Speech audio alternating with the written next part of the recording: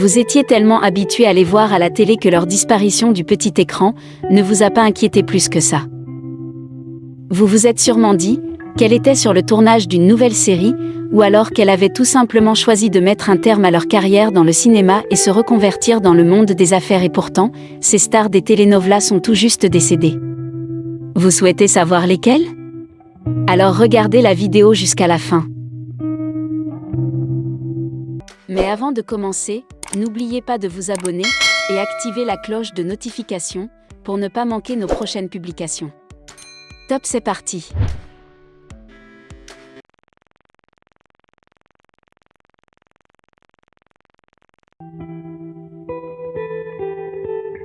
Edith González, comédienne mexicaine vue dans de nombreuses telenovelas, a été retrouvée morte à 54 ans.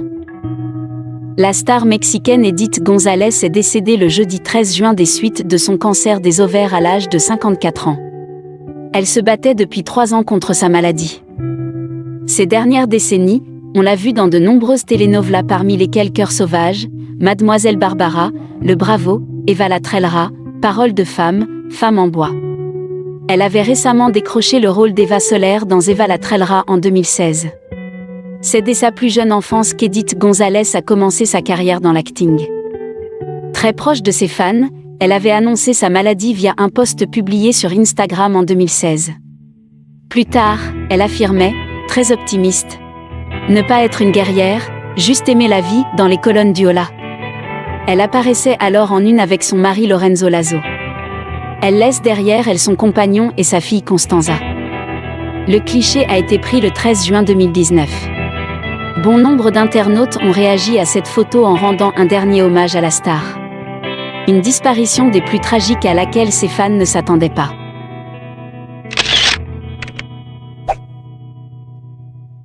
Christian Bach, la célèbre actrice argentine qui a une longue carrière à la télévision mexicaine, est décédée à l'âge de 59 ans, une triste nouvelle annoncée par sa famille dans un communiqué.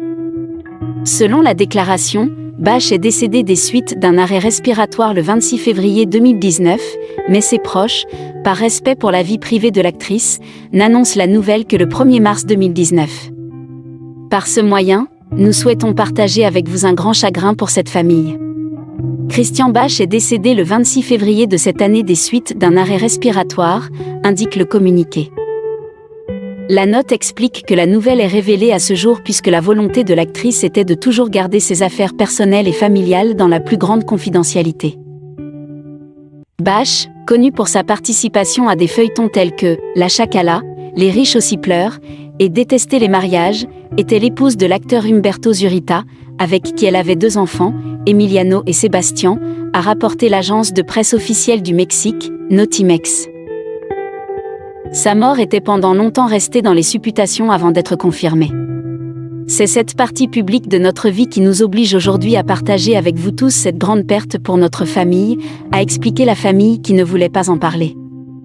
Bach est devenue célèbre avec un rôle secondaire dans la telenovela « Les riches pleurent aussi » 1979, plus tard avec « Détester les mariages » 1983, De race 1985, La Chacala 1997 et La Patrona 2013 et Azul Tequila 1999, produit aux côtés de son mari, parmi d'autres projets.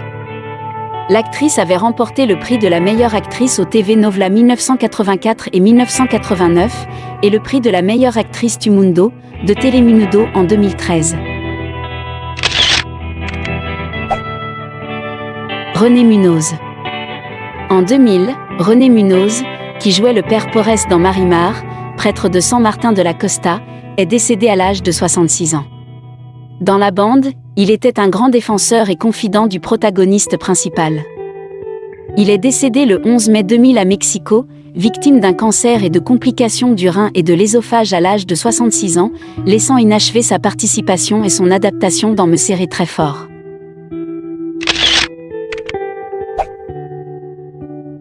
Après que l'Association nationale des interprètes avait annoncé le week-end 16 mai le décès de la première actrice mexicaine Pilar Pellicer, à l'âge de 82 ans suite de Covid-19. 2 jours après sa mort, c'est sa fille l'actrice Ariane Pellicer qui révèle les causes du décès de sa mère. L'actrice Ariane Pellicer, fille aînée de la défunte actrice Pilar Pellicer, a révélé qu'ils étaient gelés lorsqu'ils ont appris que Pilar avait le corona puisqu'elle avait été enfermée et n'était sortie que pour un rendez-vous avec le médecin. Elle a déclaré que sa mère a été admise à l'hôpital parce qu'elle avait eu un accident vasculaire cérébral, elle a donc été admise dans une chambre. Mais malgré le fait que les médecins aient initialement déterminé qu'il s'agissait d'un accident vasculaire cérébral, ils ont effectué le test épidémiologique par protocole. Après 3 jours, les médecins ont confirmé qu'elle avait été testée positive à la maladie. Ariane a déclaré qu'elle était choquée parce que sa mère était chez elle depuis 2 mois, selon les instructions des autorités, car la seule chose qui l'avait fait quitter sa maison n'était nulle autre que ce rendez-vous, car elle présentait une infection intestinale, alors elle l'a emmenée chez le médecin. Elle soupçonne que c'était là-bas que sa mère a été infectée par cette pandémie, qui a fini par lui coûter la vie. Elle avait également assuré qu'elle et sa fille Erandira seront testées pour le Covid-19, car elles font désormais partie des cas suspects. Enfin, Ariane se dit reconnaissante car malgré tout, elle a eu l'occasion de dire au revoir à sa mère, qui, dit-elle, est morte endormie et calme, elle n'a rien ressenti, elle s'est levée, et s'est endormie. Elle n'a pas souffert. L'actrice mexicaine Pilar Pellicer est décédée à l'âge de 82 ans de complications liées au Covid-19 selon des journalistes. Elle était connue pour Pedro Páramo et La Choca et aura été la première actrice mexicaine à devenir célèbre au cinéma. Actrice mexicaine, Meche Barba est née à New York, ville la plus peuplée des États-Unis, le 24 septembre 1922 et décédée à Mexico, capitale du Mexique, le 14 janvier 2000, à l'âge de 77 ans. Julia Marichal a été révélée au grand public avec le film Marimar. En 1994, elle jouera le rôle de Dominga dans la Chacala. Julia a été assassinée le 12 novembre 2011 à son domicile. Marichal a été vue vivante pour la dernière fois le 12 novembre 2011 et a été retrouvée morte le 2 décembre dans l'après-midi à son domicile, situé dans la commune de Magdalena Contreras, au sud de Mexico, avec des signes de violence. Le matin du 30 décembre, Pedro Castellano et Ana Bethseda Gomez ont été appréhendés et ont avoué être les auteurs du crime qui a privé l'actrice de sa vie. Le premier avait travaillé comme assistant de l'actrice pendant 5 ans et dans la dernière année, il avait eu une relation hostile avec elle. Castellano a avoué que le mobile du meurtre était un vol et qu'il l'avait assassinée le 12 novembre, en l'étouffant, tandis que son partenaire la décapitait. Pedro Castellano et Ana Bethseda Gomez ont été condamnés à 52 ans et demi de prison. Julia Marichal était une défenseure de la culture noire au Mexique et a passé ces dernières années à essayer de préserver les archives de la Cabada. Mónica Spear, Miss Venezuela 2004, avait été tuée un lundi soir dans une tentative de vol de sa voiture avec son mari. Leur fillette de 5 ans a assisté au drame, mais a survécu. Quelques heures avant le drame, Mónica Spear vantait sur Instagram la magie des plaines vénézuéliennes. Reine de beauté et actrice à succès dans des soaps opéra, elle menait une vie paisible à Miami et était en tournage dans son pays natal. Mais tout a basculé lundi soir sur l'autoroute qui relie Puerto Cabello à Valencia, alors qu'elle faisait visiter le pays à Maya, 5 ans, avec son ex-mari Thomas-Henri Berry, avec qui elle était restée en très bons termes. Leur voiture est tombée en panne dans la soirée, les contraignant à s'arrêter sur le bas-côté en attendant une remorqueuse. Aux alentours de 22h30, des hommes armés se sont jetés sur eux et ont tué le couple, blessant la fillette à la jambe, rapporte Univision. Le motif présumé était le vol de la voiture, a assuré le ministre vénézuélien de la Justice, Miguel Rodríguez Torres. L'enquête est toujours en cours, et 5 personnes avaient été interrogées. La jeune mère a été mortellement touchée à la jambe et au bras droit, tandis que son mari, un Irlandais de 39 ans, a reçu 3 balles à la poitrine. Maya, leur fillette hospitalisée à Caracas dans un état stable, a été confiée à ses grands-parents paternels. 2 adolescents ont été condamnés à 4 ans de prison pour le meurtre de Mónica Spear, ancienne Miss Venezuela tuée lors d'un carjacking raté en janvier 2014. 7 mois après leur complice, 2 adolescents ont été condamnés à 4 ans de prison pour leur implication dans la mort de Mónica Spear. L'ancienne Miss Venezuela avait été tuée avec son ex-mari lors d'un carjacking raté, sous les yeux de leur fille, en janvier 2014 sur l'autoroute qui relie Puerto Cabello à Valencia, au Venezuela. Les deux jeunes hommes, âgés de 15 et 17 ans, avaient admis leur participation à la tentative de vol et au meurtre. L'adolescent de 15 ans a été condamné pour refus d'obtempérer, vol et complicité, tandis que son aîné de 17 ans l'a été pour meurtre et vol aggravé, rapporte El Universal. En tout, 10 personnes avaient été arrêtées pour leur implication dans la mort de Monica Spear et Thomas-Henri Berry, et 3 hommes ont été condamnés en septembre dernier à des peines allant de 24 à 26 ans de prison. Tous 3 étaient à peine plus âgés que leurs complices, ils ont entre 18 et 21 ans. 5 autres hommes sont encore en plein procès pour leur implication dans le crime. Le meurtre de Monica Spear, Miss Venezuela 2004 et 4e dauphine à l'élection de Miss Univers 2005, avait profondément choqué. Même le président Nicolás Maduro s'était exprimé, promettant de mettre fin aux violences qui rongent le pays. « J'irai n'importe où, en faveur de la sécurité des Vénézuéliens. Il y a un élan national pour mettre fin à cette violence », avait de son côté déclaré Enrique Capriles, opposant qui avait été exceptionnellement convié au palais présidentiel.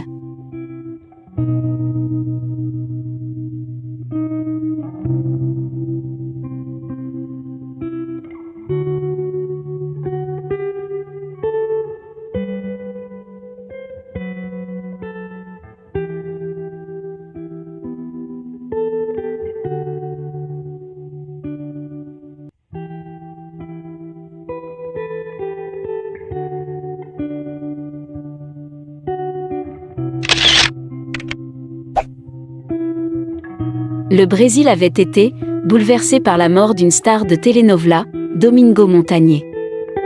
Le décès par noyade de l'un des acteurs les plus populaires du Brésil, sur les lieux du tournage de la telenovela suivie chaque soir, par des millions de Brésiliens suscitait une vive émotion dans le pays. Son personnage avait justement frôlé la mort dans ce fleuve. À l'apogée de sa gloire, le séduisant Domingo Montañé, 54 ans, qui avait le rôle principal dans la série Vélo Chico, diffusée sur une des chaînes de Globo, a plongé jeudi vers la mort dans une triste coïncidence où la réalité dépasse la fiction. Après avoir tourné l'une des dernières scènes de la telenovela qui prend fin dans 15 jours et se déroule dans le Nord-Est, l'acteur a décidé d'aller se baigner avec sa partenaire dans la série, Camila Pitanga.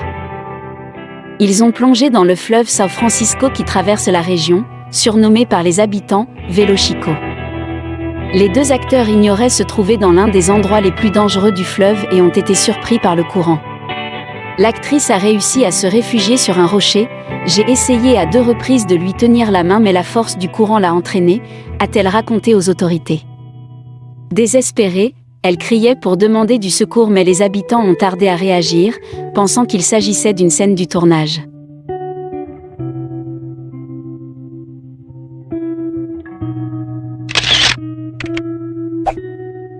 La star, actrice et chanteuse d'origine mexicaine, est morte le 16 février 2015 des suites d'un cancer. Elle avait 44 ans. Selon l'agence représentant Lorena Roja, la star est donc morte du cancer du sein contre lequel elle se battait depuis 7 ans. Elle est décédée à Miami, entourée de son amoureux, ses proches et ses amis, a fait savoir par communiqué l'agence Latin WE. L'actrice colombienne de 36 ans, star incontestée du petit écran en Amérique du Sud, a trouvé la mort avec son époux dans un accident de voiture le mardi 3 novembre. Cette actrice de telenovela a également perdu la vie en 2015, dans un accident de circulation. Elle a succombé au même moment que son compagnon. Tous deux sont morts des suites de leurs blessures. Le couple qui s'était uni en 2014 laisse derrière lui un petit garçon âgé d'1 an à peine.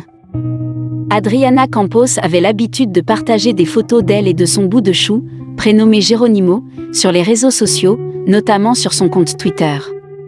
Elle avait d'ailleurs fait une pause dans sa carrière et pris une année sabbatique pour s'occuper de son enfant.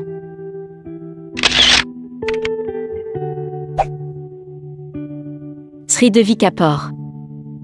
La star des films hindous est décédée des suites d'une attaque cardiaque le 24 février 2018. La nouvelle s'est rapidement propagée, suscitant une avalanche d'hommages à ses proches. Avec le décès de Sridevi, le monde des telenovelas dit au revoir à une icône, qui est connue pour ses rôles dans plusieurs des meilleurs films hindous. La star de cinéma a succombé malheureusement à un arrêt cardiaque survenu le 24 février 2018.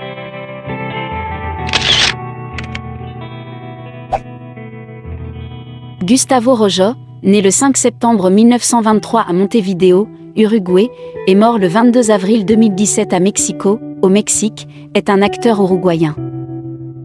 Plus connu sous le nom de Monsieur Fernando Altamirano, Gustavo Rojo rend son âme à Dieu le 26 avril à cause d'un arrêt cardiaque. Tout comme Sridevi Kapoor, Gustavo Rojo a perdu la vie suite à un arrêt cardiaque, une année avant cette dernière. C'est le 22 avril 2017 que l'acteur de telenovela a quitté la scène en laissant toute sa famille dans une profonde tristesse.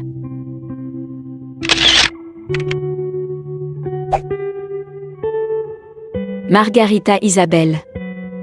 Connue pour son rôle emblématique dans le feuilleton « La belle-mère », Margarita Isabel est morte d'un emphysème pulmonaire.